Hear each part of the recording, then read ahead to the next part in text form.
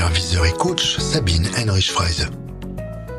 Alors la signature énergétique, pour moi, c'est la trace que chacun laisse dans ses relations avec les autres. En fait, nous sommes des êtres énergétiques et donc en fonction de l'intention dans laquelle on est, avec les objectifs qu'on a, mais aussi avec son état d'esprit au moment où on va laisser une signature qui peut être une énergie qui pour moi se rapproche aussi d'une émotion.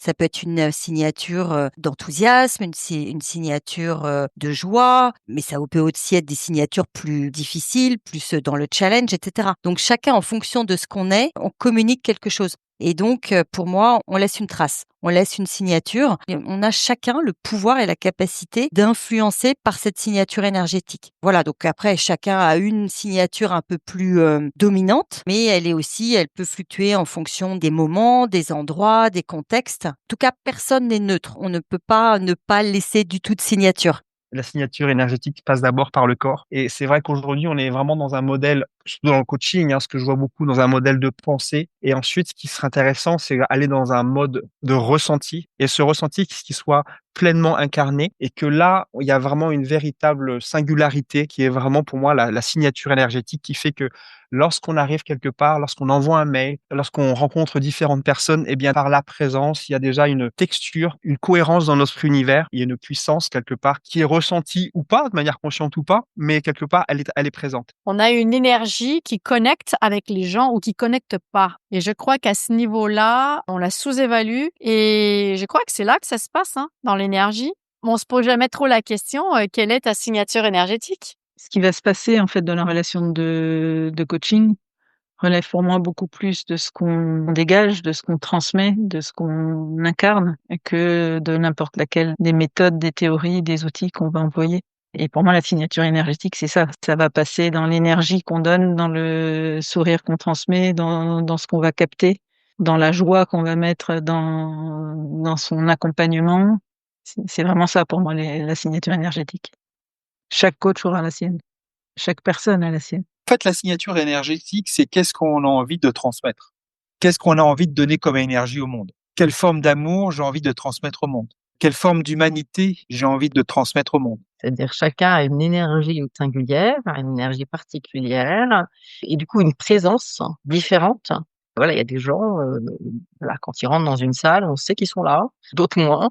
Et pour moi, la signature énergétique, elle participe de la qualité de présence. Peut-être même qu'en fermant les yeux, finalement, il y a des personnes qui dégagent des choses différentes les unes des autres, sans les mots, sans le contact. Et ça parle de l'énergie et de la signature énergétique de chacun et chacune, qui est certainement unique. Sabine Co, laissez-vous surprendre par les mots, les idées et les expériences partagées.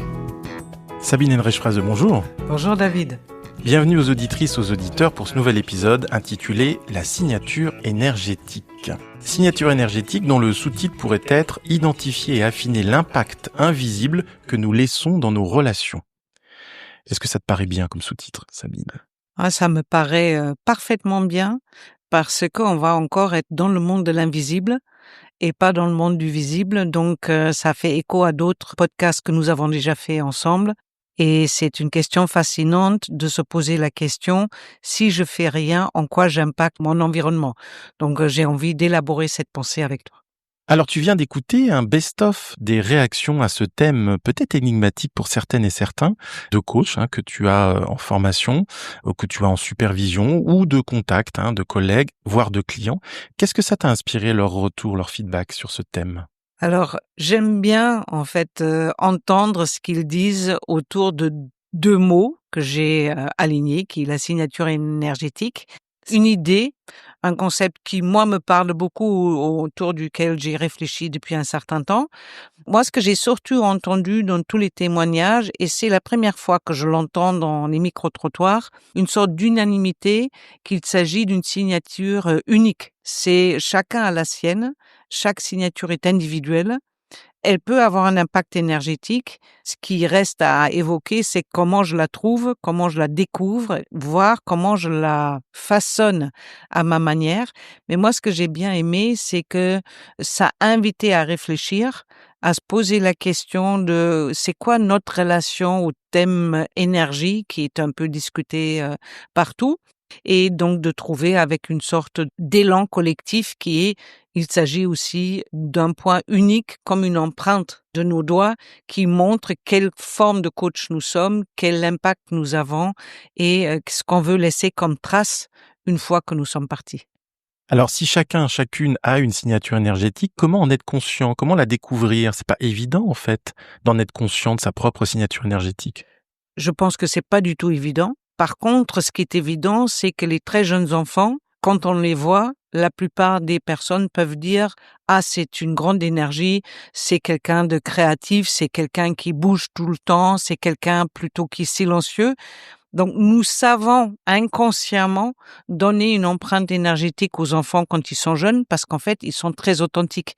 La signature donne accès à notre véritable authenticité. Donc, si on se connaît pas, si on se trouve pas, si on se redécouvre pas, c'est compliqué d'avoir une signature énergétique unique. L'idée part du postulat que nous avons tous une signature énergétique. La plupart du temps, nous n'avons jamais pensé à la signature énergétique parce que nous passons notre temps à être légitimes, à accumuler du savoir, à être bien, à pouvoir poser des bonnes questions. Ce qui est beaucoup plus intéressant, c'est passer de l'autre côté, dans l'invisible, où c'est l'énergie qui est important, c'est l'impact que nous pouvons créer, c'est l'émotion que nous pouvons passer. Ça, c'est des nouvelles questions peut-être aujourd'hui qui viennent de tous les champs, du champ physique, du champ des neurosciences, du champ du corps.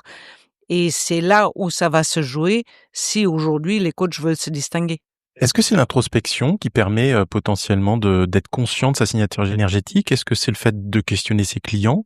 Ça, c'est ma première question. Et la deuxième question un peu sous-jacente, c'est est-ce que c'est nécessaire d'être aligné entre ses valeurs et ses intentions pour avoir une signature énergétique qui nous ressemble? Alors j'aime bien quand tu me poses 2 à 3 questions en même temps. Je vais essayer de me rappeler. Non, mais je te challenge parce que tu es tellement forte que je me dis en C'est te ça. faisant 2, c'est plus dur. C'est ça. Donc la première, c'est d'ailleurs je sais plus. Est-ce que c'est l'introspection ou questionner les clients? Si vraiment un coach décide, ou un leader d'ailleurs, c'est pareil, de connaître, d'être conscient de sa signature énergétique, alors c'est une invitation à du travail, on va dire, à la découverte, à l'exploration, au test. Parce que ça veut dire, on commence peut-être à poser la question à nos clients, à des collègues, quand j'arrive, qu'est-ce que ça dégage? Donc, il y a une sorte de volonté d'être confronté à ce que nous dégageons quand nous arrivons quelque part. Donc, c'est pas forcément une introspection, mais ça commence par j'accueille le retour de ceux et de celles qui me voient quand j'agis ou quand je rentre dans une salle. Après, il y a un travail à faire sur mon émotion. Quelle est l'émotion qui m'habite? Quelle est l'émotion que je veux partager? Quelle est la perturbation émotionnelle que je peux avoir? Donc, c'est tout un travail d'introspection, on va dire, affective. Après, il y a une troisième question, c'est quoi mes qualités? Qu'est-ce qu'on me dit? On me dit, vous avez toujours un bon élan vital, vous êtes plutôt une présence aidante, vous avez une manière d'écouter qui me soulage ou qui me rassure. Donc, tout ça, c'est à affiner, parce qu'il faut sortir des grandes valeurs classiques. L'écoute pour le coach, les questions pour les coachs, non, c'est beaucoup plus subtil que ça. Et pour ça, c'est une introspection. Là, c'est quoi mes valeurs? Et c'est uniquement les valeurs appliquées. C'est pas, voilà mes valeurs, mais en fait, dans la réalité, je fais autre chose. Donc, c'est le troisième élément. Nous pouvons rajouter la question existentielle, qui est cette partie, mais qu'est-ce que je suis venu faire sur Terre? Et en quoi c'est cohérent avec mes qualités, avec mes émotions, avec l'impact que je dégage. Et moi, j'ajouterais, il y a encore une autre forme qui est l'impact artistique dans la créativité. Notre côté artistique est souvent très proche de notre signature énergétique parce que quand nous sommes dans notre côté artistique, donc de créativité, en fait, il y a autre chose qui s'exprime et la signature peut s'exprimer plus facilement que dans la pensée. Donc, je pense qu'il y a beaucoup d'ingrédients qui vont créer une signature énergétique. Et après, c'est l'affiner, la tester.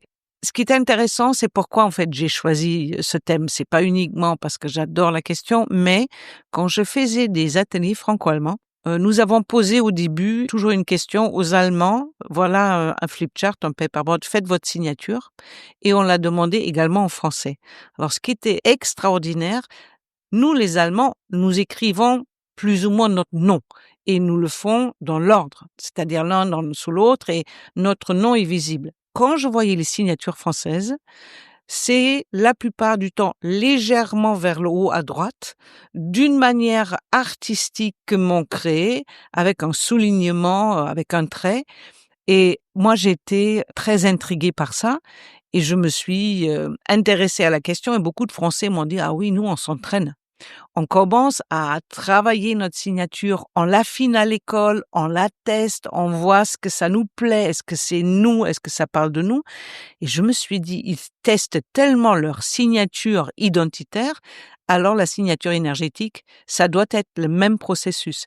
Donc, avec joie de le trouver, de le signer, de laisser cette trace-là et de la travailler et se poser la question, mais est-ce que ça me correspond? Est-ce qu'une signature évolue ou est-ce que c'est comme une empreinte qui n'évolue jamais? Moi, je pense qu'elle peut évoluer, mais ça veut dire s'y intéresser, être curieuse de voir, mais c'est quoi les ingrédients de ma signature énergétique? Alors, tu as justement énuméré pas mal d'ingrédients, pour autant, t'as pas franchement répondu à la question sur comment. Est-ce que c'est par la thérapie? Est-ce que c'est par le développement personnel? Est-ce que c'est par la supervision, par un coaching? Comment, moi, je peux déjà être conscient et aligner ma signature énergétique entre mes valeurs et ma manière d'être au monde, ou dans ma pratique? C'est une bonne question, ça. C'est une très bonne question. Je vais donc faire un deuxième essai pour y répondre. La première chose, tel que je le propose aux personnes que j'accompagne, notamment les leaders, mais aussi des coachs en supervision, c'est partir sur le principe que nous avons une signature énergétique.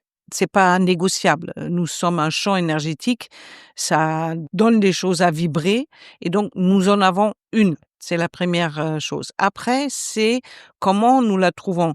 J'ai rencontré des personnes qui l'ont trouvée tout seuls. Pourquoi? Parce que ils ont vécu pendant 3-4 mois, tous les jours, avec la question quelle était ma signature énergétique de la journée. Ils ont fait une sorte de journal. Ils ont vu qu'en se posant régulièrement la question, l'idée d'avoir une signature énergétique devenait en fait visible. Donc ça, c'est la partie très personnelle. Après, un coaching peut aider. Quand c'est autour des différents éléments que j'ai nommés, c'est pour moi une question de supervision récurrente autour de, autant que coach, c'est quoi votre signature énergétique au-delà de la signature mentale ou de la signature affective, mais l'ensemble c'est énergétique et ça se travaille par du questionnement, ça se travaille par une curiosité et ça se travaille par identifier quelques valeurs de fond pour voir ensuite s'il y a un alignement. La signature n'émergera jamais dans de l'ambiguïté, dans je veux tout faire, ou non aligné. Donc, c'est une vraie observation, en fait. C'est plus que de l'observation que de la recherche. Moi, je suis quelqu'un qui, pendant très, très, très longtemps, a refusé de travailler mes valeurs. Je trouvais ça inintéressant. Je trouvais ça totalement mental. J'ai mis 20 ans, 25 ans, beaucoup de gens qui m'ont réinvité à travailler ma valeur. Je l'ai jamais fait. Je l'ai fait il y a 10 jours en Allemagne du Nord pour dire, tiens, je pourrais aujourd'hui dire, finalement, c'est ça mes valeurs. Donc, ça en fait partie, les identifier en fait partie, mais après, est-ce que c'est applicable au quotidien? La signature énergétique de soi à soi est intéressante, mais n'a pas d'impact. La signature se voit au quotidien et se voit surtout quand nous ne sommes pas de bonne humeur. C'est là où c'est intéressant. Est-ce qu'elle tient même quand nous avons une journée grise? Donc, elle se travaille la plupart du temps à deux, en étant accompagnée, si la personne qui accompagne a envie de voir émerger la signature énergétique. Est-ce que tu considères que, telle une œuvre d'art, elle se sculpte, elle se peint par touche, par coup de burin successifs ou par coup de pinceau successifs? Oui, je pense pas qu'un jour on se réveille et on a notre signature énergétique. C'est plutôt à vivre comme un processus de découverte. Donc, on rajoute des couleurs, on rajoute un trait de pinceau, on rajoute un mot, nous laissons reposer, nous reprenons. Ce qui est essentiel, c'est de dire, à la base, nous avons une signature énergétique.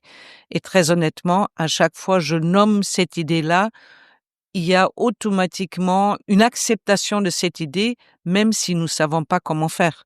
Mais l'idée même que nous laissons une trace énergétique, je pense qu'aujourd'hui, nous ne pouvons pas en discuter. Après, c'est est-ce que nous avons envie de la trouver ou pas.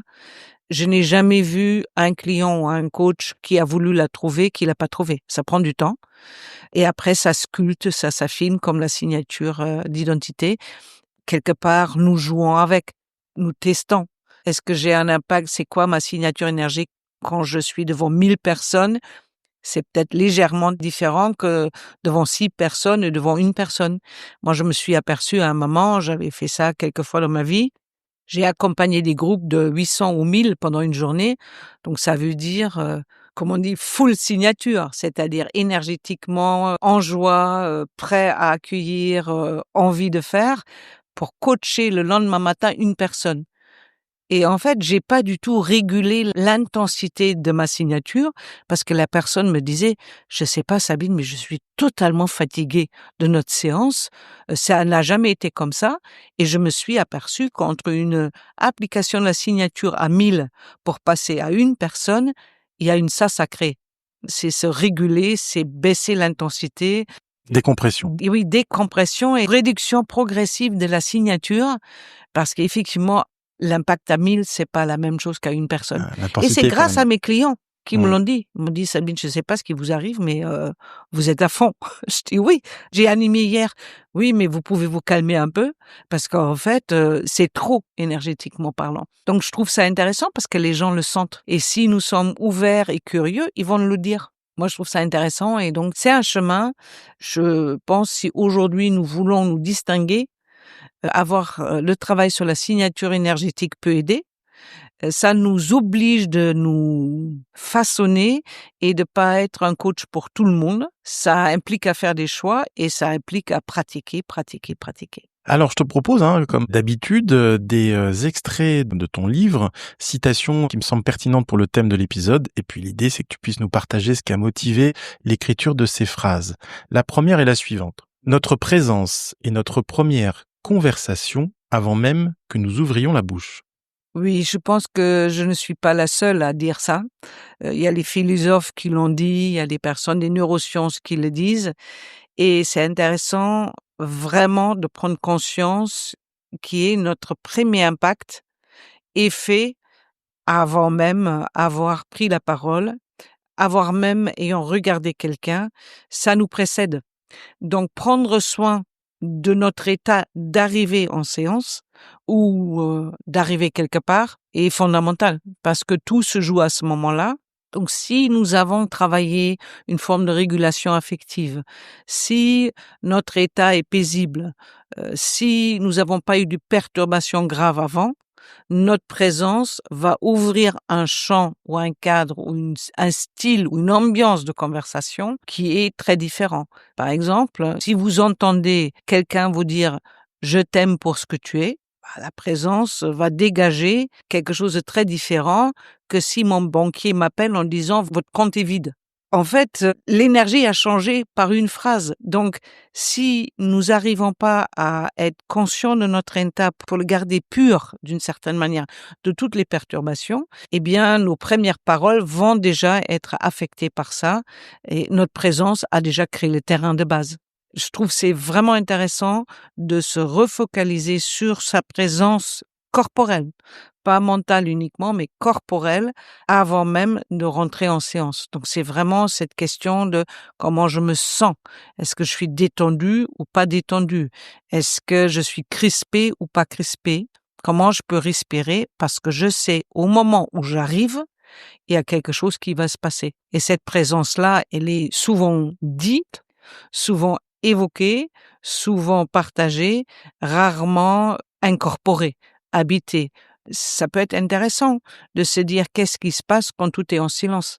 Comment notre présence va faire œuvre. Et comment, si nous on le fait bien, on l'explore, qu'est-ce que ça nous permet à nos clients. Ils peuvent eux aussi s'enrichir du travail de la présence. Et quand c'est fait, c'est un ingrédient de la signature énergétique. Parce que quand nous sommes présents, l'énergie est visible et après nous pouvons choisir notre signature. ou en tout cas la mettre en plus en cohérence avec nos valeurs, ce que nous sommes vraiment, et utiliser la présence comme un premier acte d'impact. Et au-delà de la présence, il y a aussi le langage non verbal, nos gestes inconscients que nous faisons quand nous parlons ou même en silence, qui peuvent donner des indices sur notre signature énergétique. De toute façon, tout se joue dans le non-verbal. C'est le sourire, c'est le regard, c'est les mots, c'est l'élan, c'est l'envie de voir nos clients, être content de les accompagner, aimer notre métier, aimer notre manière de faire. Tout ça, ça va se jouer. Et comme je dis souvent, 80% se joue dans l'invisible et l'inconscient. Donc, à chaque fois qu'on peut rajouter un peu plus de conscience, on peut travailler notre manière d'être utile pour nos clients. Alors, une autre citation qui m'a plu, que je trouve assez poétique, c'est la suivante. Travailler sa signature énergétique, c'est sculpter l'espace que nous créons pour l'autre. Oui. Ça revient à la question de sculpture que nous avons déjà mentionnée dans un autre podcast aussi. Mais j'aime bien cette idée de sculpture parce que, un, c'est artistique. Deux, nous partons sur le principe que la présence ou l'état ou ce qu'on nous souhaitons devenir est déjà présent. Donc, il faut enlever ce qui gêne. Et la signature énergétique, c'est vraiment comme une sculpture. C'est, on enlève des choses, on prend soin d'enlever des bouts qu'on veut plus. On rajoute peut-être quelque chose parce qu'on doit la réparer un peu, mettre un fil quelque part qu'on n'a pas vu. En fait, c'est une œuvre artistique. On peut le voir comme une œuvre artistique, la signature énergétique, si nous prenons la partie relationnelle exploration et pas la signature énergétique comme un outil d'efficacité pour impacter nos clients ou pour voir des clients. C'est beaucoup plus fin que ça et ça nécessite la conscience, l'introspection, comme tu l'as dit, et une envie de découvrir ce que nous avons au plus profond de nous qui va toujours émaner de nous, qu'on le veuille ou qu'on le veuille pas. Moi, je trouve ça fascinant. Je peux en parler longtemps, je peux discuter ou accompagner mes clients longtemps. Et c'est vrai, quand je propose le travail de la signature énergétique à mes clients, c'est plus une co-exploration que un questionnement pur. C'est un art relationnel que nous devons utiliser. Quand vous dites ça, voilà, ça a comme impact. Énergétiquement, je suis vidée. Comme les clients m'ont dit, Sabine, ça va pas, on va s'arrêter là parce que moi, je suis fatiguée. C'est important de sculpter et d'être précis, d'être très précis. Et alors, dernière citation que j'ai trouvée dans ton livre et qui me semble complètement corroborer ce que tu viens de dire. L'énergie que nous laissons derrière nous est aussi importante que les mots que nous utilisons. Oui. L'idée, c'est imaginer que là où vous passez, il y a une petite trace de poussière, une petite onde qui reste dans la salle où vous avez été, dans le cœur des gens que vous avez rencontrés, dans l'âme des clients que vous avez touchés. Eh bien, cette petite trace-là, c'est ça la signature énergétique. Et c'est important d'être conscient parce que nous pouvons laisser des belles traces, mais nous pouvons aussi laisser d'autres traces. Et l'énergie est beaucoup plus rapide que les mots ou même notre cerveau qui décode ce que nous sommes en train de dire ou de faire. L'énergie, en fait, se passe très rapidement et avant même que nous avons agi ou que nous nous rendons compte, en fait, l'énergie est déjà passée. Donc, quand nous partons, eh bien, j'imagine très souvent, en fermant la porte ou en fermer la porte d'un client qui quitte mon appartement, c'est quoi la trace de ce client qui est encore dans ma salle? C'est quoi la trace qui le suit comme une petite fumée en descendant l'escalier? Donc c'est aussi très métaphorique, c'est très imaginaire, mais je suis convaincue que nous le faisons. Alors, je suis encore plus convaincue aujourd'hui parce que je vois comment ma chienne Nina réagit. Elle sent l'énergie des personnes qui arrivent, elle sent les traces qui sont laissées. Il y a des journées où elle va plus du tout dans le salon où on a fait un groupe de supervision. Il y a des journées où elle y va. Les animaux sont encore beaucoup plus fins, beaucoup plus adaptés, beaucoup plus éduqués pour sentir l'énergie. Donc, nous pouvons beaucoup apprendre des animaux aussi. Donc, j'apprends de Nina, mais ça veut vraiment dire si nous voyons un animal avec une signature énergétique, nous l'avons aussi. Et encore une fois, nous avons tous vécu la situation où nous arrivons dans une salle où l'énergie est stagnant et on se dit, oh là là, si je dis un seul mot ici, ça va vraiment pas bien se passer. Et nous voyons des salles ou des gens où ça se passe bien. Et c'est l'énergie parce que notre cerveau et je pense notre activité neuronale le capte. C'est pour ça que c'est intéressant de s'intéresser aux neurosciences comme les neurones miroirs. Ils captent ça très rapidement et automatiquement, avant même qu'on a vu ou senti quelque chose, notre corps s'adapte déjà à l'énergie de l'autre. Nous pouvons beaucoup influencer avec cette idée-là que d'autres appellent aussi la compétence affective, qui est se réguler émotionnellement parlant. Alors au-delà des valeurs, parce que tu nous as dit tout à l'heure que tu as mis un certain temps avant de travailler dessus, parce que ça te semblait pas primordial, comment toi tu as pris, Sabine, conscience de ta signature énergétique et comment tu l'as affinée, sculptée au fil du temps? Moi, j'ai eu déjà les commentaires de ma mère qui me disait toujours, Sabine, elle est toujours en mouvement, toujours deux choses dans les mains, jamais une seule, toujours bouger à droite, à gauche. Et j'ai grandi avec cette idée, Sabine a beaucoup d'énergie, difficile à canaliser, comme on dit. Je l'ai entendu très très tôt et je l'ai re-entendu quand je faisais du sport, notamment la gymnastique acrobatique, en disant, Sabine, il va falloir que tu te calmes un peu parce que sinon, ce mouvement-là va pas être possible. Donc, j'ai été très tôt confrontée à une forme de retour sur mon énergie que j'ai ignorée. Dans un premier temps, je disais, ouais, ils disent que je suis actif, créatif, imaginaire, mais c'est comme ça. Et au fur et à mesure, j'ai entendu quand même des retours en disant, c'est bien que tu sois là parce que quand tu es là, il y a quelque chose qui est plus apaisé ou plus d'énergie ou nous osons autre chose. Donc en fait, c'est le retour des gens que j'ai entendu pas que sur les mots, mais sur l'impact énergétique. Et je me suis aperçue que je pouvais sentir vraiment en rentrant dans une salle avec des personnes, si c'était une bonne énergie ou une énergie un peu conflictuelle. Je crois inconsciemment, je me suis entraînée à sentir ça. Ce qu'il me fallait pour y aller et pour chercher et pour sculpter, c'est une invitation de quelqu'un qui a parlé de l'énergie, qui dit mais l'énergie c'est pas juste ésotérique, c'est l'énergie quantique, c'est l'énergie neuronale. Chaque corps physique a une énergie, une vibration, une chaleur, autre chose. Donc, en fait, je me suis dit, le monde, on peut le voir comme un phénomène énergétique. Et une fois que j'avais intégré ça dans mon espace imaginaire, alors je me suis dit, OK, mais alors, est-ce que nous pouvons signer quelque chose dans cet énorme magma énergétique? Et je me suis vue imaginer d'écrire dans le magma, dans l'univers, une signature. Et je me suis dit, mais peut-être c'est vrai. Et à ce moment-là, j'ai commencé à dire, donc, si ça c'est possible, comment? Et je commençais à m'y intéresser. Et donc après, j'ai rajouté les valeurs. Je me suis dit, alors au-delà des valeurs, les émotions sont plus importantes. Et après, j'avais dit, oui, mais l'existentiel est quand même vraiment important. Et donc, j'ai sculpté comme ça. Et donc, j'ai testé, j'ai fait des séminaires avec, je suis venue sur Terre pour enchanter mes clients. Donc, je fais un séminaire d'enchantement. Je l'ai pas dit, mais je l'ai fait. Et je voyais bien que ça a un autre impact, que je veux être utile à mes clients. Je me suis vraiment amusée, mais vraiment amusée à tester, à explorer, à expérimenter. Et au fur et à mesure, je me suis dit, oui, il y a une signature et nous pouvons le faire.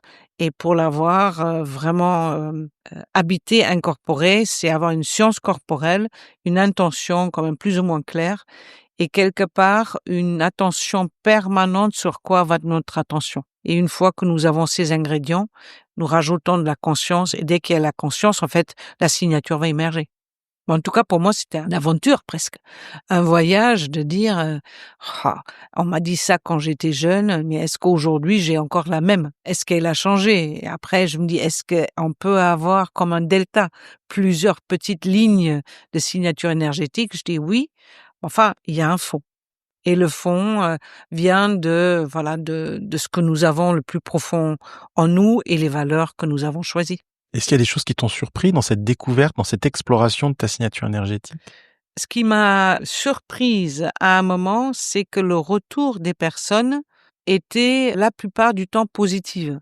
Donc moi, j'ai grandi avec l'idée mon énergie dérange, freine-la, cache-la, optimise-la ou trop émotionnelle. Et en fait, Ce qui m'a beaucoup surpris, c'est le retour de mes clients et d'autres personnes. Ils voyaient plutôt les bonnes choses dans mon énergie. Ils disaient, ah oui, ça nous permet de retrouver l'espoir, ça nous permet d'avoir un élan, ça nous permet de voir que les résistances peuvent être transformées en autre chose. Et d'un seul coup, je me suis dit, ah, mais en fait, ta signature, elle a un côté positif. Et ça m'a donné encore plus envie de la façonner et de la sculpter. Alors Sabine, dans quelle mesure notre signature énergétique peut-elle soutenir ou au contraire freiner notre capacité à accompagner en tant que coach, par exemple, ou superviseur d'ailleurs, Oui, ou autant que leader même. ou en tant que leader, en tant que manager, etc. Alors, Est-ce que c'est une aide ou est-ce que c'est une contrainte, la signature énergétique? je pense que ça dépend de notre point de vue. On peut la voir comme une contrainte ou on peut la voir comme une grande opportunité. Ma conviction, c'est que nous avons tous intérêt d'être conscients de notre signature énergétique pour la partager, pour influencer avec, pour n'être pas que dans le mental, mais en même temps dans notre corps. Il est effectivement et évidemment mieux de connaître sa signature énergétique et c'est en aucune manière une contrainte. Comme la signature est censée exprimer ce que nous avons le plus cher, le plus beau, le plus généreux en nous, ça ne peut être à la base qu'une forme positive de ce que nous faisons, ce qui correspond à ma croyance profonde qui est que l'humain est profondément bon. Effectivement, si on n'a pas cette croyance-là, ça nécessite un autre travail sur la signature. Elle est censée d'aller dans ce sens-là. Si nous ne sommes pas conscients, et si notre signature est polluée avec nos blessures, polluée avec des critiques, polluée avec une non-régulation affective, oui, ça va pas être en notre faveur. Nous connaissons tous des gens qui ont ce que j'appelle une signature énergétique, que j'appelle dite négative, c'est que la plupart du temps, nous voulons pas être en contact avec ces personnes-là. C'est qu'elles parlent ou qu'elles parlent pas, on prend ou je prends ma distance à ce moment-là. Donc je pense qu'il y a effectivement, il y a des signatures qui sont intéressantes à travailler parce qu'elles ne sont pas favorables par rapport à ce que je souhaite laisser comme trace. Quand un dirigeant et un coach se pose la question quelle trace je veux laisser de mon fonctionnement, de mon métier, la signature va apparaître. Parce que ça va être, c'est quelle signature vous laissez dans le cœur des gens. Donc, si on veut toucher le cœur des gens, si on s'y intéresse à l'humanité, si on croit que nous avons tous un impact sur l'autre, qu'on le veuille ou non, je pense que c'est pas une contrainte, c'est une grande opportunité. Évidemment, il y aura des gens qui peuvent manipuler avec. Ça, on peut le faire avec beaucoup de choses. Moi, je crois que chaque leader, chaque coach, chaque personne a un intérêt de connaître sa signature énergétique, surtout parce que ça met sur d'autres plans que le mental. C'est ça le plus important, c'est mentalement, on peut se faire des valeurs, on peut se dire je veux impacter les gens, mais la réalité, c'est qu'est-ce qu'on fait et qu'est-ce que les gens sentent de notre présence. Et ça, je pense que ça a une très grande valeur, plus que la valeur mentale d'avoir ces valeurs claires. Tout est question d'alignement après. Comment prendre soin de sa signature énergétique? Est-ce qu'il est bon d'avoir certaines pratiques, de vivre certaines choses? Je sais que tu es très dimension artistique. Est-ce que de temps en temps, tu dis, tiens, je vais prendre une après-midi peinture, peut-être me ressourcer, quelque chose de cet ordre-là? Ou alors, tu me partageais que tu revenais de vacances, le fait de prendre des temps off t'aide à te reconnecter à ta signature fondamentale? Je pense c'est pas nécessaire que ça m'aide à me reconnecter. Aujourd'hui, c'est comment la enrichir, comment la revivifier, comment peut-être l'adapter par rapport à une évolution que je suis en train de vivre. Ça, je pense que c'est nécessaire parce que c'est une matière vivante. Donc, on peut pas juste dire, cette plante-là, elle a été plantée et puis je regarde 5 ans après, ah, c'est un arbre. Ah oui, c'est un arbre. Non, il faut quand même s'en occuper. Faut prendre soin. Il faut prendre soin, il faut aimer. C'est bien de l'aimer, c'est aimer sa signature comme l'écrire sur un papier. C'est se dire, mais même si je crois pas ou si je doute de l'invisible, imaginons que je laisse une trace. Quelle trace je veux laisser? Et c'est là pour moi vient la peinture parce que est-ce que je veux laisser une trace bleue aujourd'hui, une trace rouge, une trace dorée? Et qu'est-ce que ça me permet de le voir exprimé sur une peinture? Ça change tout parce que dans l'imaginaire, c'est une chose et après, c'est pas du tout la même chose sur la peinture. Il y a 2-3 semaines, j'étais sur les galaxies. Donc je me suis dit, est-ce que l'énergie va jusqu'aux galaxies? Donc je voulais peindre des galaxies. Ah ben, j'ai mis 3, 4, 5 soirs à peindre des galaxies parce qu'en fait, c'est difficile de peindre des galaxies, mais surtout, je voulais avoir une sorte de signature de galaxie. Donc, c'est là où sans forcément avoir une intention de je vais travailler ma signature, c'est connecté à cette façon d'avoir une signature énergétique. Donc, quand je peins, ça se rebouge, ça se renouvelle, ça se resculpte. Quand j'ai fait cette peinture-là, je dis: «Ah bah, c'est intéressant. Je crois que ma signature, elle est moins linéaire, elle est peut-être, plus en rond». Donc tout ce qu'on peut faire pour être en contact avec, je pense que c'est intéressant, mais ça peut être aussi une balade dans la forêt, ça peut être un musée, ça peut être un opéra, ça peut être un concert, ça peut être un moment avec des amis où nous pouvons en parler.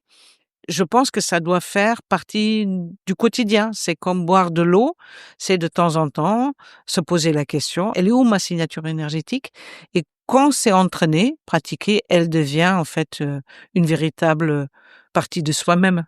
Et est-ce qu'elle se travaille dans un premier temps en solitude ou de temps en temps, par, des moments de solitude? Est-ce que c'est propice?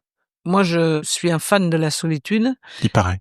Pareil. Donc, comme je l'ai expliqué, lors du dernier podcast, j'aime bien, la solitude et c'est vrai, cette intimité entre soi et soi et laisser la place à cette relation de soi et sa signature, de ce dialogue entre les différentes parties de moi qui peuvent se faire concurrence pour la signature. Ma façon de vouloir, leader un groupe peut réclamer une signature qu'une autre partie de moi qui est comment apporter un peu de paix dans ce monde peut être en conflit. Trouver ces facettes-là en solitude me semble intéressant. Pour moi, indispensable, mais je peux comprendre que d'autres disent: «Je le fais, à plusieurs, c'est plus fun, c'est plus léger». De toute façon, on doit faire les 2 en relation et avec soi-même. La plupart du temps, c'est comme des boucles. Quand quelqu'un nous dit: «Ah, ton énergie, elle est bien contagieuse aujourd'hui», eh bien, on rentre dans un moment de silence en disant: «Ah bon, aujourd'hui, c'est comme ça». Donc il y a des boucles qui se créent entre relation à l'extérieur et intimité avec soi. Je pense que chaque coach, chaque leader, chaque superviseur doit commencer par soi. C'est trouver déjà une certaine clarté en soi pour ensuite discuter, élaborer, sculpter avec l'aide de quelqu'un ou commencer à sculpter avec quelqu'un, mais après faire un travail en silence individuel. Les 2 sont connectés, l'un va pas sans l'autre. Donc, comme on dit dans le jazz, c'est toujours oui et. Et ça concerne pas uniquement la signature énergétique, ça concerne tout notre travail de conscience que nous pouvons avoir comme coach, comme superviseur et comme leader. Dès qu'on rentre dans le phénomène de la conscience et à la solitude à habiter. Donc, pour la signature énergétique, moi je dirais, elle attend que le moment où vous vous y intéressez. Est-ce que tu parles parfois de la signature énergétique avec tes clients, la tienne et la leur? Et est-ce que c'est un objet de travail au fond? Ah, pour moi, oui. Quand j'accompagne un dirigeant, je pense un dirigeant sans signature énergétique conscient, ça fait que la moitié du dirigeant. La moitié du job? Ça fait la moitié du job. Je pense que nous devons être conscients de l'impact que nous avons pour être responsables, pour pouvoir changer, pour pouvoir adapter. Donc, avec un client, à un moment ou à un autre, il y a la question: quel genre de traces vous voulez laisser? Est-ce que c'est, dit signature énergétique ou pas? Parfois oui, parfois non. Je suis quand même souvent surprise quand je parle de l'empreinte énergétique ou signature énergétique. Beaucoup de leaders me disent: «Ah oui, je comprends ce que vous voulez dire». Donc souvent, je suis très surprise. Donc ils attendent que ça soit abordé parce que c'est vraiment important pour eux, parce que je constate que des leaders qui veulent impacter veulent travailler leur impact. Un leader qui a une trace qui va générer du stress, la plupart du temps, les leaders veulent pas ça. Mais ils savent pas comment le changer. Donc, il y a la manière de poser des questions, chercher dans le passé, mais l'énergie va beaucoup plus vite, en fait, que tout ça. C'est juste, mais qu'est-ce que vous voulez que les gens sentent en votre présence? Et après, c'est comment on va y arriver. Moi, je pense que ça fait partie de l'accompagnement. Je pense que c'est plutôt une partie, d'ailleurs, très légère et fun. La plupart des personnes à qui je l'ai proposé, ils ont accepté avec joie. Est-ce que tu aurais un exemple peut-être d'accompagnement au cours duquel tu as senti que ta signature énergétique avait eu un impact et avait peut-être débloqué la situation? La tienne d'ailleurs ou celle de ton client? Alors, il y a la partie, on va dire, de ces dernières 4-6 semaines et je me suis dit quelque chose a dû évoluer, soit dans ma manière d'être, donc dans ma signature énergétique. La totalité des premières séances, donc j'en ai fait 5, là, dans les dernières semaines, tous mes clients ont pleuré et en visio. Donc, je me suis dit: «Là, il y a quelque chose qui a changé» parce que 1 ou peut-être 2, OK, mais quand il y a 5 lors d'une première séance qui se trouvent en larmes et qui me disent: «Oh là là, qu'est-ce que ça fait du bien que vous avez dit ça et que vous m'avez, permis de voir cela», je me suis dit: «Il y a un impact énergétique» parce que il y a pas d'explication rationnelle. Vraiment, je peux dire: «Oui, j'ai été très attentive, j'ai bien écouté, je me suis, dit: "Il y a bien quelque chose à réparer" ou pas». Oh non, j'ai fait juste ma séance et j'ai relevé des mots ou un comportement ou un regard et je me rappelle d'une personne, j'ai dit: «Mais pourquoi vous dites 3 fois ce mot-là?» et la personne en larmes. Donc, dans mon monde à moi, l'invisible se mêle de la situation, donc je me suis dit: «Ma signature énergétique actuellement a de l'impact émotionnel, soit elle m'indique que j'ai évolué, soit je dois la diminuer un peu, La réguler? la réguler un peu parce qu'elle m'échappe. En même temps, ça s'est produit, les gens étaient contents. Donc je me suis dit, en plus, elle génère certes un moment un peu affectif, mais en fait tout le monde était content. Donc ça, j'ai observé ces derniers temps. Donc oui, je vais reprendre le travail sur la signature énergétique, l'impact qu'elle crée. Et chez mes clients, j'ai vu ça aussi parce que la question, c'est comment leur énergie m'impacte. Un client qui arrive totalement stressé pour tout un tas de bonnes raisons, je vois que son stress a immédiatement un impact sur moi. Donc, en signature énergétique, c'est pas posé, c'est vivant, c'est un peu stressant, c'est tendu. Quand je le dis à mes clients, je dis: «Comment vous faites quand vous êtes stressé, en fait? Est-ce que vous utilisez toutes les personnes qui doivent réguler votre énergie, votre signature, ou est-ce que nous faisons 5 minutes de pause pour tester ce qui va arriver si on s'arrête? Nous allons respirer et on va recommencer». Donc, il suffit de dire à nos clients ce que ça nous permet, mais pour pouvoir le faire, il est important que nous sommes conscients de nos réactions physiques. C'est-à-dire à l'intérieur du corps pour pouvoir dire: «Je commence à être tendu, je commence à être, très en mouvement sur ma chaise». Donc c'est pas uniquement du ressenti pour du ressenti, c'est une sorte d'expression de ce que je vis. Quand je trouve pas les mots, j'utilise les 4 éléments: feu, terre, air, eau. Et de temps en temps, je dis à un client: Vous êtes quand même comme une rivière aujourd'hui. Tout est fluide, aucun problème, les obstacles faits, juste quand on change de courant». Elle me dit: «Ouais, parce que là, aujourd'hui, tout va bien». Donc c'est intéressant d'utiliser d'autres mots et de se laisser influencer par l'énergie de nos clients. Et du coup, lorsque tu nous partages que depuis quelques semaines, il semblerait que ton énergie ait un impact différent sur tes clients, est-ce que ça, tu l'amènes en supervision? Est-ce que tu l'amènes en thérapie pour travailler, peut-être mieux comprendre ce qui se joue? Qu'est-ce que tu fais avec cette matière vivante, au fond? Alors, la première chose, c'est je note ça et je le marque parce que sinon je l'oublie. Et une fois que j'ai observé ça, les prochaines séances, je vais être juste un peu plus consciente. Donc je vais m'observer.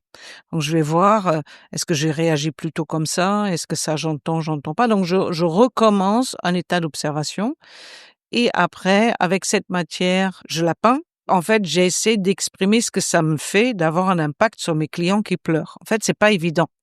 Encore une fois, 1 ou 2, ça je peux gérer, mais quand j'ai 5, je me suis dit: «Est-ce que vraiment c'est ça que je souhaite? Est-ce que ça fait du bien? Est-ce que c'est ça que je veux? Que les gens autour de moi que je rencontre pleurent?» Parfois je le dessine, je donne une couleur ou j'écoute une musique qui va avec et après je vais en supervision en disant: «Bon, il y a quelque chose qui a changé parce que maintenant mes clients pleurent». La plupart du temps, la réaction ou les réactions de mes superviseurs, ils sont contents.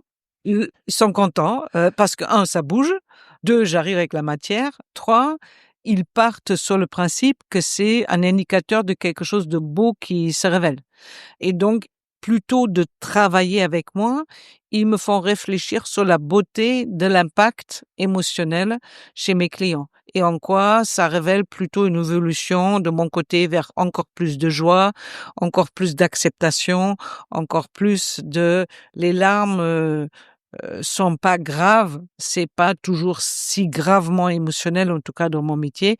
C'est quelque chose qui m'est renvoyé positivement pour en fait renforcer cette idée-là d'évolution. Et c'est vrai aussi, je peux avoir le contraire, c'est-à-dire quand j'évolue vers les clients qui pleurent, on va dire ça, en tout cas c'est la période actuelle, il y a des moments où c'est l'inverse. Quand j'ai pris mon train pour rentrer de l'Allemagne là, ce dimanche, entre tous les déviations, les arrêts de train, les retards de train, les changements de quai, un dos bloqué avec la valise, ma signature énergétique devient très basse. C'est-à-dire quelqu'un qui me propose une aide, il faut vraiment que je respire beaucoup pour pas lâcher mon énergie sur l'autre et faire mal quelque part. Donc, souvent, ça se passe par une phase de tension et d'extrême avant de se réguler dans quelque chose qui peut aller et vers les larmes, et vers la joie, et vers quelque chose de plus neutre. En tout cas, dans ton processus de prise de conscience, il y a une progressivité. Dans un premier temps, tu notes, un peu comme Sherlock Holmes, des indices. Après, tu peins pour transformer et peut-être déjà auto-réguler, enfin mettre des mots peut-être aussi sur ce que tu vis. Et ensuite, tu apportes cette matière vivante et vibrante chez ton superviseur ou en thérapie, c'est ça? Oui, c'est ça. Et quatrième, j'observe dans la durée ce que ça donne. Comment ça évolue, quoi. Oui, c'est la partie sculptant qui est dans la finesse avec quel client. Est-ce que c'est toujours la première séance? Pour moi, la première séance, tout est possible, donc il y a aucun frein. Est-ce que c'est ma nouvelle manière d'aborder très rapidement les choses? Donc après, je mentalise. Tu modélises. Je modélise, je observe et parfois je demande à mes clients, c'est quoi la différence entre la première et la deuxième séance? Le résultat, heureusement ou malheureusement, parfois, c'est que les clients me disent, en fait, mon sujet est réglé après 3 séances. Donc, j'ai compris qu'il y avait ça, une deuxième séance pour stabiliser, une troisième séance pour maintenant j'ai envie de faire ça. En fait, c'est aussi un accélérateur. Quand la signature énergétique est juste et bien ancrée en nous, c'est un grand accélérateur d'accompagnement. Parce qu'en fait, en tout cas, moi, c'est pas que je perds du temps, mais en tout cas, je vais encore plus à l'essentiel. Et donc, dès la première séance, nous sommes au cœur de la matière. Oui, j'entends que c'est à la fois un révélateur et un booster. Oui. Mais est-ce que ça t'arrive d'avoir de l'appréhension en te disant « Oh là là, j'espère que celui-là, il va pas pleurer ». Non, ça non. Non, moi, non. Parce que, j'aime les larmes, je pleure beaucoup. Je trouve que les larmes sont l'expression du cœur. Les larmes parlent. Donc, pour moi, un client qui pleure, c'est pas que j'adore, mais je trouve c'est l'humanité, c'est forger un chemin pour se manifester. J'ai toujours aimé les larmes et j'aime toujours autant que les gens me respectent quand j'ai des larmes. Je peux être gênée par mes propres larmes, donc je sais ce que peuvent vivre mes clients, mais quand je vois une larme de mes clients, je la vois parfois même avant eux. Et souvent, je m'arrête en disant, c'est quoi les larmes qui veulent se manifester que vous voulez pas me montrer? Et en fait, en disant ça, bon, c'est une invitation à se sentir reconnu, aimé, apprécié avec les larmes. Authentique, ouais. Tu me permets de te faire un partage? Oui. La première année où j'ai fait des podcasts, une interview sur 2 se finissait en pleurs. Et ça devenait une anxiété pour moi en me disant là là là là là là, mais qu'est-ce que je vais faire? Est-ce que je la pose cette question? J'anticipais, j'avais une crainte que ça provoque des larmes. Ah oui. Et j'ai quelques souvenirs mais c'était un rideau de larmes. Je me suis dit bon bah là maintenant, je vais ramer pour pouvoir repartir. Ah oui. Donc voilà, et ça a créé beaucoup d'anxiété. Et je l'ai travaillé en supervision pour affiner. Je reconnais que j'allais peut-être un peu à la hussarde sur certaines questions, un peu vif. Et effectivement, l'énergie que je mettais à poser ma question pouvait être déstabilisante pour celui ou celle qui la recevait. Ah oui. Et aujourd'hui, ta signature énergétique, tu l'as dit avant, tu l'as décrit comment? Je pense que je ne sais pas comment d'ailleurs, mais je pense que j'arrive à créer un climat de confiance qui fait que l'autre se révèle, en tout cas dans les interviews, dans le coaching, c'est un peu vrai aussi, mais sous une forme un peu différente. Mais dans les interviews, je pense que je crée une sorte de cocon de confiance et de lien sincère avec mon interviewé, qui fait que la personne, en général, dit bien plus que ce qu'elle avait imaginé dire initialement. Et je suis assez content de ça, parce que c'est aussi mettre les personnes à un endroit d'authenticité sur leur pratique et sur qui elles sont. Et c'est pour ça que je considère que moi, il y a une dimension existentielle dans ce que je fais et c'est ce qui me passionne. Ouais. Moi, j'ai de la chance, en fait, d'être en podcast avec toi parce que c'est vrai, énergétiquement parlant, je l'ai déjà dit et je l'aurais dit, nous passons toujours un bon moment. Ah oui. Au-delà de ce que nous partageons, je suis toujours en forme après. Je suis un peu fatiguée, mais je suis toujours en forme. J'ai aimé notre échange et en fait, jamais j'ai été en insécurité. Donc, c'est vrai, quand nous pouvons en plus dire les mots de notre signature énergétique, en fait, ça permet à l'autre à dire: «Ah ouais, Oui. oui, ah oui, c'est ça alors que je sens». Donc c'est une révélation, mais qui aide, en l'occurrence moi, de dire: «Ah oui, je comprends, oui, c'est vrai, nous passons, souvent des rires, des moments comme ça» et ça crée ce moment dans le temps, Oui, en fait. un peu hors du temps. Et ça renforce le lien parce qu'effectivement, je pense que lorsque je suis capable de dire, en tant que professionnel à l'accompagnement, qu'est-ce que je fais quand je fais ce que je fais, ça permet au client de me rejoindre, ou à la cliente de me rejoindre et de dire effectivement c'est ce que je vis. Et ça renforce le lien et ça renforce aussi la confiance au fond. Oui. Et ça permet d'aller plus loin. Et ça veut vraiment dire, autrement dit, la signature énergétique, elle est vraiment essentielle.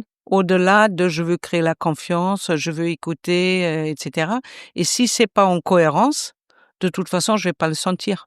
Je trouve que cet échange-là est vraiment important parce que ça montre la réalité d'une signature énergétique et son impact sur un podcast, sur un partage et ce que ça permet à l'autre. Sabine, je te propose à présent de challenger les auditrices et les auditeurs avec peut-être des petits exercices pour prendre conscience de leur signature énergétique. Alors, on n'en a pas parlé avant, mais est-ce que tu as préparé ça? Je me doutais que tu allais le préparer, mais Un peu. Alors, on y va. oui. Donc, les exercices que vous pouvez faire. Première invitation, c'est prenez juste un papier et faites votre signature de différentes manières. Faites la signature que vous faites sur un chèque. Enfin, les chèques se font plus, mais enfin, sur une carte bleue. Faites la signature avec la main droite, avec la main gauche. Faites la signature en verticale, en horizontale. Amusez-vous à signer et sentir comment la façon de signer génère en moi des émotions ou des sensations différentes. Signer avec la main non principale, la plupart du temps, génère un peu de gêne, un peu de je perds mon temps, un peu de c'est pas parfait. Et vous voyez rien que par physiquement signer, ça permet déjà d'avoir une première idée que ce que c'est une signature énergétique parce que ça se vit. Premier exercice. Deuxième exercice, c'est chercher pendant 1 mois, ou si c'est trop long, pendant 7 jours ou 10 jours, les moments de joie. Quels sont les moments de joie que vous avez vécus dans la journée, même minimes, même petites, et posez-vous la question ce que vous avez ressenti à ce moment-là, parce que ça permet un accès facilité à l'émotion qui nous fait du bien. Ça n'est pas dans les moments de difficulté qu'on va trouver notre signature, c'est la plupart dans des moments où nous allons bien, où quelque chose se passe bien, où nous sommes libres, légers, courageuses, généreuses, où il y a du rire. C'est à ce moment-là notre signature énergétique de fond va se révéler et donc plus vous chassez les moments de joie, plus vous pouvez avoir un accès à des ingrédients de votre signature énergétique. 3, demandez à des amis, demandez à des clients, si c'est possible, à des pairs, ce qui se passe en votre présence. Quand vous arrivez quelque part, qu'est-ce que ça donne, qu'est-ce que ça fait? Peu importe que vous êtes de bonne humeur ou de mauvaise humeur, mais allez à la chasse de retour sur votre impact. C'est pas facile pour la plupart des gens de vous faire un retour au-delà de « ah ben ça fait du bien quand t'arrives », mais c'est avoir envie et l'intérêt d'explorer un peu plus en profondeur. Ça fait quoi alors si j'arrive et vous vous sentez bien? Et puis les gens vont commencer à dire « ah ben ça me permet de raconter une blague, ça me permet de parler de mes enfants que je fais jamais, ça me permet juste de me reposer ». Ayez le courage relationnel de fouiller un peu ce que les gens disent pour avoir un véritable retour. Et puis, intéressez-vous au champ énergétique. C'est-à-dire, sachez que selon certains instituts, nous avons un champ électromagnétique du cœur qui est bien plus large que le champ électromagnétique de notre cerveau. Cherchez dans la physique quantique qui parle de l'énergie, qui dit une fois 2 particules liées, ils sont pour toujours liés, même à distance. Donc, ça peut avoir un grand impact sur votre signature énergétique de le savoir. Si vous savez que vous avez rencontré un jour un homme qui a conduit votre taxi, que quelque part une relation ou un lien s'est fait, pour toujours, vous allez être en lien avec la personne, mais vous le savez pas. Les molécules le sont, en tout cas, les atomes le sont. Qu'est-ce que c'est un saut quantique? Parce que c'est une question énergétique. Je pense qu'il y a vraiment de la curiosité autour de l'énergie, mais fouillez, pas juste tout est énergie. C'est quoi vos convictions énergétiques? C'est qu'est-ce que vous osez afficher devant vos clients? Ça fait partie d'une cohérence, d'une invitation qui donne envie de travailler la signature énergétique. Si vous vous intéressez pas vraiment à l'énergie, vaut mieux travailler de la trace ou la signature, mais pas énergétique. Parce que ça veut vraiment dire, il y a des choses qui vont se passer dont vous n'êtes pas conscient, mais qu'on peut influencer avec une envie ou une idée. Donc voilà mes recommandations sur les coachs et les leaders et les managers. Souvent, je dis, si vous voulez faire une différence, travaillez votre signature énergétique parce que on le sent. Et souvent, mes clients choisissent, oui, ils peuvent avoir une analyse rationnelle, mais c'est d'abord, oui, je me suis senti bien avec vous. C'est rien d'autre que la signature énergétique. C'est pas un protocole de mettre les clients à l'aise dans un premier contact. C'est un travail relationnel, énergétique, affectif, qui prend du temps, mais qui est nécessaire si on souhaite attirer des clients. Il y a peut-être aussi la possibilité de garder 1 ou 2 minutes de silence avant de parler pour goûter ce qui se passe entre soi et l'autre. Oui, merci de la rajouter qui est le silence parce que entre chaque pensée, il y a un moment de silence. Entre chaque action, il y a un moment de silence. Et en fait, le moment de silence, il est plein de révélations possibles. Donc, attendre que l'autre a fini sa phrase sans penser, mais sentir que énergétiquement, ça fait quelque chose en vous, est bien plus précieux, parfois aujourd'hui, que plein de théories, plein d'outils, parce qu'en fait, ça vous oblige d'être totalement actif et partie prenante de la relation. Vous sortez de l'observateur ou observatrice pour être dans la relation et la signature énergétique a besoin de la relation pour naviguer. C'est comme une onde de radio, donc ça a besoin un support. Et le support, c'est la relation. Si vous n'êtes pas vraiment en relation parce que vous êtes plutôt observateur, plutôt neutre, plutôt je témoigne, eh bien, la signature énergétique a moins de terrain pour œuvrer. Eh bien, Sabine, je te propose à présent d'évoquer des œuvres d'art que tu as choisies pour illustrer au fond ce thème de la signature énergétique. Et la première que tu as sélectionnée, c'est la peinture intitulée numéro 5, Number 5, de Jackson Pollock. Donc là, l'idée pour les auditrices et auditeurs, si vous connaissez pas cette œuvre, c'est d'imaginer une immense toile couverte de couleurs, de jets et d'éclaboussures de peinture. Il n'y a pas de figure, il n'y a pas de repère. C'est vraiment un peu comme une tempête qui serait figée sur la toile et une écriture qui serait quasi gestuelle sur un fond qui est plutôt noir et ocré. Donc ça date de 1948 et c'est de l'expressionnisme abstrait, du dweep painting, comme on dit dans l'art. Peut-être précisons que c'est une œuvre emblématique de la peinture-action et qu'elle marque un tournant dans l'histoire de l'art moderne en plaçant le corps et l'énergie de l'artiste, donc Jackson Pollock, au cœur, au centre du processus dispositif créatif. Qu'est-ce que ça t'a inspiré et pourquoi tu t'es dit, ouais, cette œuvre, j'ai envie que nous en parlions? Pourquoi j'ai envie que nous en parlions, c'est effectivement, comme tu disais, un point tournant. Il a mis le corps et l'énergie au centre de l'artiste. Donc rien que pour ça, ça vaut le coup de le regarder, car nous sortons du mental, de uniquement construire une image, mais qui est plutôt l'expression du corps, l'expression d'une énergie. L'œuvre Number 5 montre en fait l'énergie dans son état brut presque.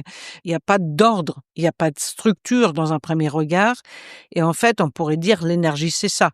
Elle part dans tous les sens, elle n'est pas guidée, on s'exprime, l'énergie, c'est ce qui nous anime. Donc l'élan brut. Bon, il y a toujours un ordre caché. Il y a toujours un sens qu'on peut donner à une peinture ou que l'artiste donne à la peinture qui permet de concentrer l'énergie et de lui donner une direction. Ce que lui, il fait ou que chaque observateur fait avec une énergie qui est dans tous les sens, nous allons essayer de trouver une structure, porter notre intention sur quelque chose pour trouver un sens.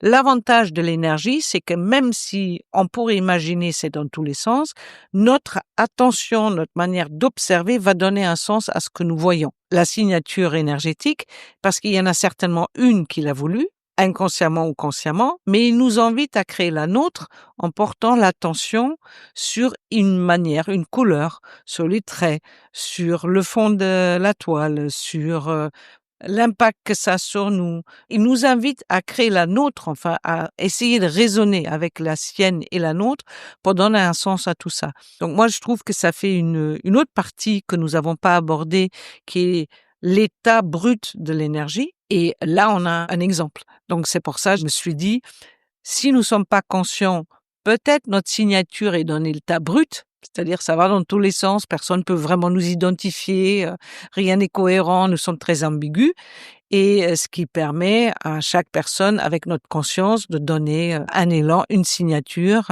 et ça me semblait intéressant de regarder ça dans cette peinture-là. Ce que je trouve aussi intéressant, c'est qu'il a presque réussi à rendre visible l'invisible. Oui.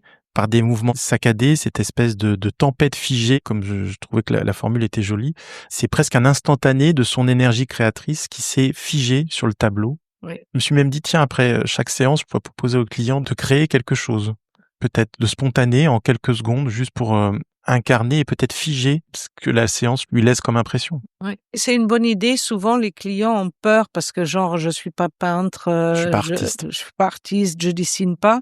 En fait, la réalité, c'est que rien n'est un problème si on a tout le matériel prêt, rapide, visible, et autant que coach, on fait la même chose. Ce qui ne va pas, c'est qu'on demande à notre client de le faire et nous, on observe. Là, on est à nouveau observateur. Donc, si nous faisons à deux une synthèse de la séance, même parfois sur un papier ensemble, Un post-it. un post-it où chacun un pinceau et à deux, on fait un trait, eh bien, il n'y a aucun problème. Donc, on peut figer.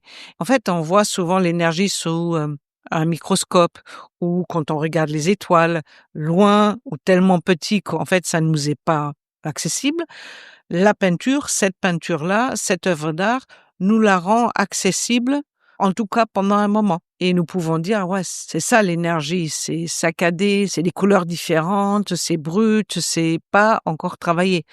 Bon, la réalité, c'est qu'un artiste qui nous donne accès à l'état brut de l'énergie a certainement une énergie très affinée. Sinon, il pourrait pas le faire ou ça deviendrait pas une œuvre qui peut nous inspirer. Et pourquoi number 5? Donc, moi, je trouve c'est intéressant d'avoir les chiffres là-dedans. On a 5 doigts, c'est un number 5, on connaît Give Me 5. Donc, énergétiquement, 5 donne déjà quelque chose. C'est pas neutre de l'appeler number 5. C'était peut-être la 5e tentative. C'est possible aussi, probable même, mais c'est intéressant de se dire, mais quand j'entends le chiffre 5, c'est pas la même chose que le chiffre 9. C'est vraiment, tout a un impact énergétique si on commence à s'y intéresser, vraiment un nouveau monde secret. J'ai ressenti en regardant cette œuvre presque un affranchissement de tout dogme artistique. Il a fait ce qu'il a senti, semble-t-il, juste de faire au moment où il l'a fait. Et si nous faisons le parallèle avec le coaching, c'est comme une invitation à s'affranchir des méthodes, des approches, des modèles, des outils. Oui, de toute façon, je suis pour cette évolution-là. Ça ne veut pas dire que nous devons avoir une base, mais à un moment, être en relation avec nos clients dans la créativité et l'énergie, c'est bien plus grand qu'une méthode ou un outil précis ou une répétition permanente. Il y a beaucoup de choses qui se passent en relation et au-delà que nous voyons pas. Eh ben lui, il nous a montré ça pendant une seconde et il a dit voilà tout ce qui peut se passer. Donc laissez-vous faire. C'est intéressant. Est-ce que nous faisons confiance à l'énergie ou pas? Est-ce que nous voulons la contrôler ou c'est elle qui nous guide? Tout ça, c'est dans ce tableau-là. On pourrait essayer de donner un sens en voulant contrôler l'énergie que nous voyons ou nous disons, mais c'est peut-être ça notre état. Et c'est ça notre état. On abandonne pour toujours l'idée de la cohérence, ce que je favorise. Donc, je pense que nous sommes pas cohérents et parce que nous sommes pas cohérents, nous sommes créatifs. Donc, tout travail de cohérence, d'alignement, de classification me semble pas toujours compatible avec la force, avec l'impact énergétique que nous pouvons avoir. Après, l'idée, c'est comment nous jonglons entre les deux, comment nous passons de quelque chose de visible à l'invisible et vice-versa. Alors, dernière question sur cette œuvre, Number 5 de Jackson Pollock, c'est est-ce que tu fais une relation entre l'apparente absence de forme de cette toile, de cette œuvre, et la complexité énergétique d'une présence en coaching? Je pense que c'est intéressant de se dire, il y a une grande différence entre l'état énergétique, qu'on peut appeler complexe, qu'on peut appeler toujours en mouvement, en vibration, en permanente reconstruction, et l'idée de la forme dont nous avons besoin pour nous organiser, et donc d'avoir un tableau qui quelque part nous propose les deux, parce qu'il y a quand même un cadre, et dans le cadre, il nous montre, pour certaines personnes, une forme de chaos. Comment ça fonctionne? Est-ce que nous, coachs, on va donner le cadre pour que le chaos puisse émerger et donc quelque chose de nouveau? D'où la question, est-ce que les coachs doivent cadrer ou est-ce que c'est l'inverse? Est-ce que c'est d'abord l'énergie qui doit fonctionner pour se trouver elle-même un cadre dans lequel nous pouvons fonctionner?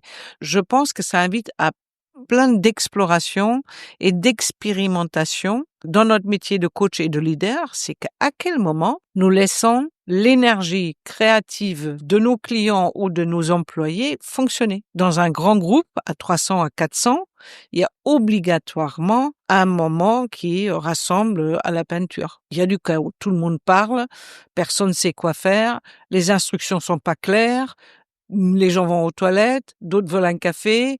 À 300, ils se disent, mais pourquoi on est là? Donc, on est dans ce moment-là où énergétiquement, tout semble être complexe, perdu, déstructuré. Dans mon expérience, c'est pas forcément le cadre qui va inviter les gens à avancer, c'est plutôt l'énergie que je peux dégager pour les inviter à me suivre, pour sortir de ce chaos et produire quelque chose. Mais c'est pas en leur rappelant, on est ici pour ça, voilà, chacun doit faire ceci, que l'énergie va être dirigée positivement. Elle va être plutôt cassée. Elle va être ramenée à la base qui est « OK, je dois faire ce qu'on me demande », mais en nous perdant l'effervescence d'une énergie de 300 par moment incontrôlable. Et ça doit être comme ça. Alors, la seconde œuvre, c'est Tree of Life de Terrence Malick, qui est un film contemplatif qui entrelace l'histoire intime d'une famille texane des années 50 avec des images magnifiques de la naissance de l'univers, des volcans, des galaxies, des cellules en division, etc. L'image est très lente, poétique et souvent muette, portée par beaucoup de lumière et de musique. Ça date de 2011 et ça a quand même été Palme d'Or au Festival de Cannes l'année suivante. Et ce qui est intéressant, c'est qu'il y a une reliance entre l'infiniment petit et l'infiniment grand, de l'intimité familiale aux origines cosmiques. Alors, qu'est-ce que ce film vient dire pour toi de la place du souffle dans l'histoire humaine et comment cela résonne avec la notion de signature énergétique? Ce que je trouve intéressant, c'est quelqu'un a trouvé une manière de mettre en film cette histoire entre l'infiniment petit et l'infiniment grand, et que ça n'est pas un film de science, ça n'est pas un film d'action, c'est un film qui mélange les genres, et que finalement, nous sommes pris à regarder les images et personne peut s'en distraire totalement. C'est-à-dire, en fait, nous sommes pris par les images, nous les regardons et ils sont en train d'évoluer. C'est à l'intérieur d'une histoire, donc nous pouvons avancer. En même temps, c'est des images lentes. Et en fait, je me suis posé la question, et je me la pose encore, est-ce que finalement, nous aimons ce film parce qu'il rappelle à nos cellules une forme de naissance, une forme de d'où on vient, quelque chose que les cellules qui sont faites de la même matière que les étoiles, en grande partie, se rappellent. Donc énergétiquement, ou d'un point de vue mémoire, ou d'un point de vue résonance, mais en tout cas, nous sommes pas totalement indifférents par les images. Et ça, c'est intéressant parce que je reviens sur la signature énergétique. Si ça se trouve, quand les gens se rappellent 15 ans, 20 ans de quelque chose que nous avons dit, autant que coach ou quelqu'un d'autre, c'est peut-être le même phénomène énergétique qui se passe, c'est-à-dire il y avait des images, il y avait des traces, il y avait des molécules qui se sont baladées, en tout cas dans l'imaginaire, et à un moment nous voyons quelqu'un qui a peut-être une sorte de signature un peu proche de ce que nous avons eu, et hop, ça redéclenche une image et nous rappelons de quelque chose que nous avons vécu. Moi, ces films, pourquoi je les aime? Parce qu'ils me transportent dans l'imaginaire d'un autre monde. Et si c'était comme ça que ça fonctionnait, et en fait, les gens se rappellent pas, mais quelqu'un qui a une signature énergétique un peu parallèle redéclenche une image comme ça de l'univers vécu et nous dit bah oui, finalement je me rappelle de ça. Donc c'est pour ça que je l'ai trouvé intéressant, parce que ça montre un peu la possibilité de l'éternité d'une trace. C'est vrai qu'elle va en énergie, en thermodynamique, on dit rien se crée, rien se perd, tout se transforme. Et si c'était comme ça, que tout l'univers est plein de toutes les traces que les gens ont laissées ou que nous avons laissées consciemment ou inconsciemment, eh bien peut-être ça donnera des images comme ça. Peut-être ça donnera des images d'univers, de galaxies, d'énergie. Qui sait? Ça, c'est amusant de le penser comme ça. C'est pour ça, c'est plutôt une invitation à se laisser toucher par ce film et sortir des croyances que nous avons, des idées que nous avons. Mais en fait, si on impactait les gens complètement autrement par rapport à ce qu'on croit, peut-être les mots n'ont aucun sens, parce que c'est l'image ou c'est la trace énergétique qui va faire que quelqu'un nous écoute. C'est pas la formation ou c'est pas parce que nous sommes coachs, c'est juste parce qu'il y a quelque chose qui émane de nous. L'autre est invité à s'exprimer. Donc pour moi, c'est ça une Tree of Life. Puis j'ai bien aimé Life, donc toute l'évolution de la vie, l'associer à l'arbre, qui est encore un autre symbole. Donc on est dans les multiplicités de symboles. Donc je trouvais ça intéressant pour cet épisode. Enfin, moi, ça m'a fait vivre du lâcher-prise. C'est-à-dire vouloir tout contrôler, c'est impossible, puisque il y a des reliances qui nous échappent entre le macro et le micro, entre le quotidien prosaïque et le cosmique sublime. Comme tu dis cela, ça m'évoque cette idée du mouvement éternel fait par un 8, vertical ou horizontal. Mais si je le prends vertical, en fait, c'est comme si en haut, c'est le monde invisible et en bas, c'est le monde visible. En permanence, ça va circuler entre quelque chose qui est invisible, énergétique, microscopique, que nous voyons pas. D'ailleurs, ce qui dit la science quantique, et le monde visible, où les mots ont un sens, où les réflexions peuvent avoir lieu, où quelque chose se cristallise. Je pense notre job comme coach et aussi comme leader, c'est se maintenir à la frontière entre les deux mondes, entre visible et invisible, pour que nous puissions réenchanter en permanence le chemin entre les deux. Parce que il y a tellement de choses qui se passent dans l'invisible que nous pouvons toucher avec l'imagination. Mais si nous sommes bloqués dans la partie visible, dans la partie efficacité, dans la partie mesure, dans la partie observable, autant que coach, je pense que nous invitons pas notre client à regarder et à imaginer ce qui est possible par ailleurs. Tu accompagnes quand même beaucoup de dirigeants. Est-ce que c'est facile de leur parler de leur signature énergétique? Parce que ça peut donner peut-être l'impression à certaines, à certains, très rationnels, avec des formations très sérieuses, j'ai envie de dire, le profil ingénieur. Oui. Peut-être que c'est déroutant de parler d'énergie et d'invisible. Enfin, c'est peut-être une sémantique pas facile à aborder avec eux, non? Oui, c'est... Peut-être pas la première séance. Peut-être pas, mais peut-être que oui, ou peut-être que même avant la première séance, parce que, c'est plus abordable aujourd'hui qu'il y a encore 20 ans. Deuxièmement, il y a la question souvent qu'ils posent, qui est la question comment je maîtrise mon temps, que je remplace immédiatement avec comment je maîtrise mon énergie. L'histoire de comment je maîtrise mon énergie, comment j'en prends soin, comment je mange, comment je bouge, comment je me maintiens en forme, aujourd'hui devient un vrai sujet. Donc le mot énergie est devenu plus acceptable. Après, ce qui, je pense, joue en ma faveur, c'est que je suis une juriste très pragmatique. Donc sérieuse. Donc sérieuse, donc avec un cadre donné. Personne m'a dit que j'ai une signature énergétique qui est incontrôlable, qui dit n'importe quoi. Donc c'est une invitation qui est graduelle dans le sens, d'abord, il y a bien des phénomènes d'énergie.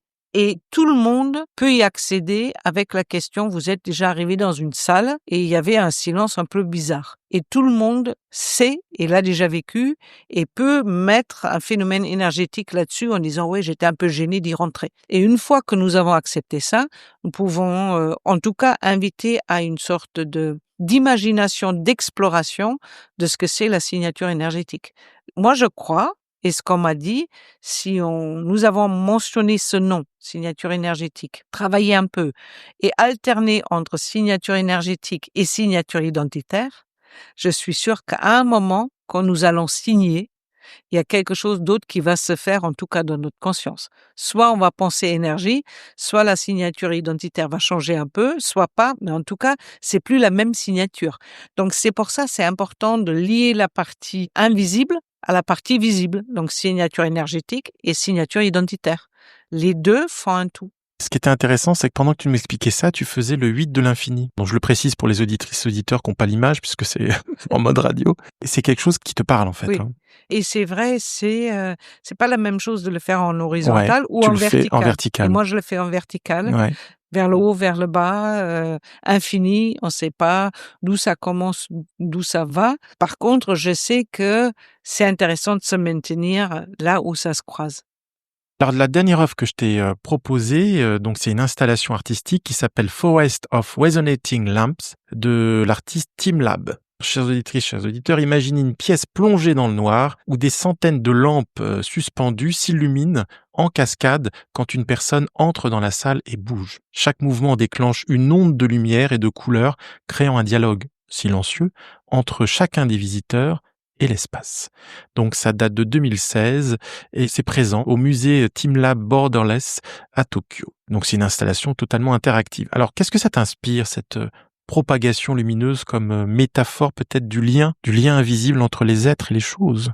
Je trouve que c'est le meilleur lien que je peux imaginer aujourd'hui pour donner un visuel sur ce que nous avons discuté. Être conscient que le fait que nous rentrons dans une salle, les lampes s'allument, rend visible quelque chose que nous ignorons. Je trouve ça magnifique comme idée et en même temps bouleversant parce que ça montre une autre réalité et ça nous permet de dire « Ah, je rentre dans une salle, il y a des lumières qui s'allument, peut-être pour d'autres, il y a des lumières qui s'éteignent. » Cette idée-là, je trouve ça une très bonne symbolique, très accessible, très pertinente pour le thème que nous avons discuté.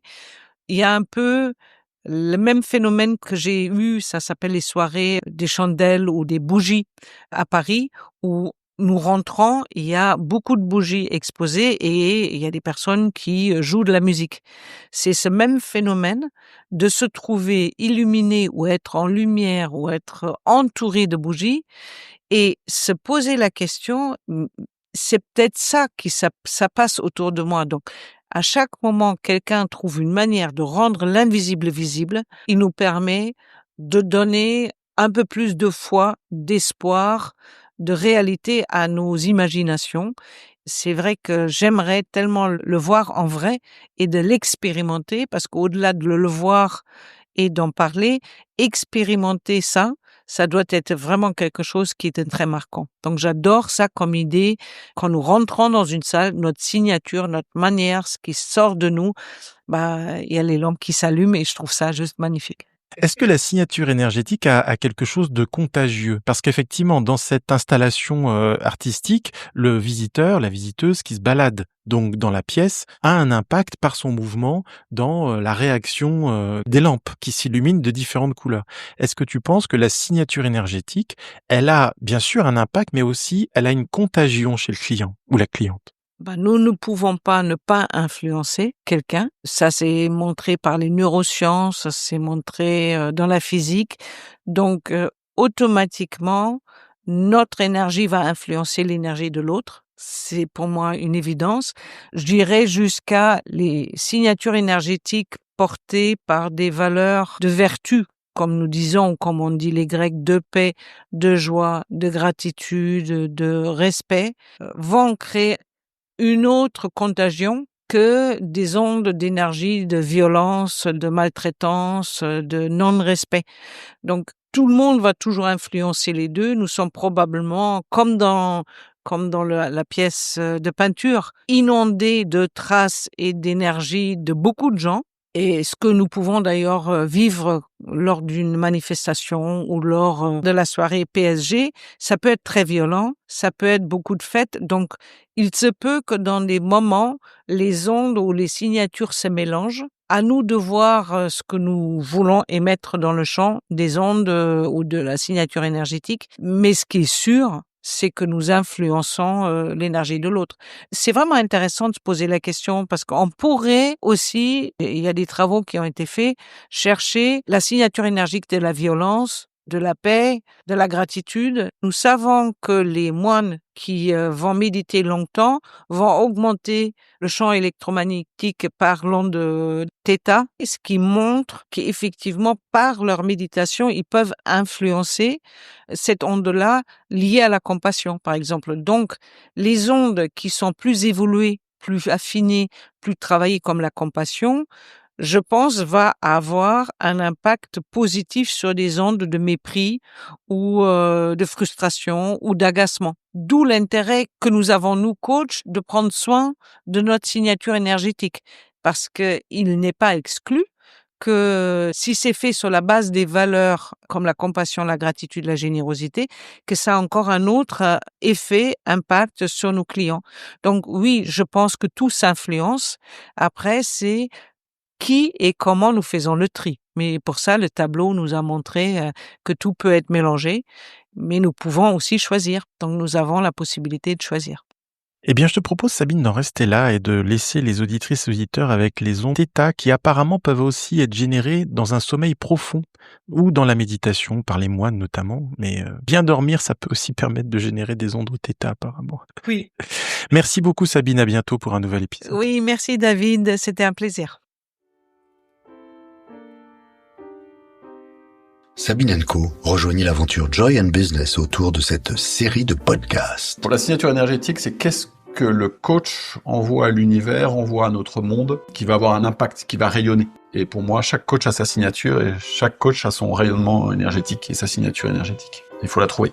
On parle rarement de la dimension énergétique, alors qu'elle est clé. Je pense qu'on a tous une signature de fond énergétique. Pour le coach, être attentif à ça comme une donnée supplémentaire pour bien connaître son client et s'en servir dans le coaching.